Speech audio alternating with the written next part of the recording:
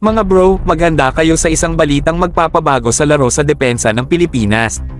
Base sa mga defense at politics sources na nakalap natin, may go signal na mula kay President Ferdinand Marcos Jr. para sa revised Horizon 3 Phase Procurement Plan ng Armed Forces of the Philippines, at ito'y talagang nakakakilabot.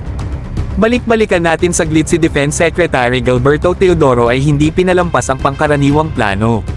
Nang hindi pumasa ang naunang Horizon 3 proposal sa mata ni President Marcos, si Secretary Teodoro ang kumilos. Sabi niya sa AFP, i-revise, i-refine, at bumalik kayo ng mas malakas. Yan ang liderato in action, mga bro.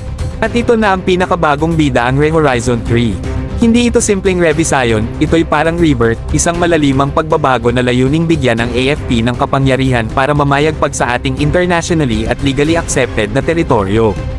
Usapin ng 200 nautical miles exclusive economic zone, kasama ang Kalayaan Island Group, West Philippine Sea, Scarborough Shoal, East Philippine Sea, Benham, Philippine Rise, at ang EEZ sa northern at southern regions. At heto ang mas malupit, hindi lang ito tungkol sa numero sa papel. Ito'y tungkol sa kakayahan, sa pagiging isang puwersang dapat katakutin sa South China Sea, East Philippine Sea, at kung saan-saan pa. Ang Horizon 3 ay isang game changer, isang patunay ng strategic thinking, at isang palagpak sa kinabukasan ng depensa ng Pilipinas.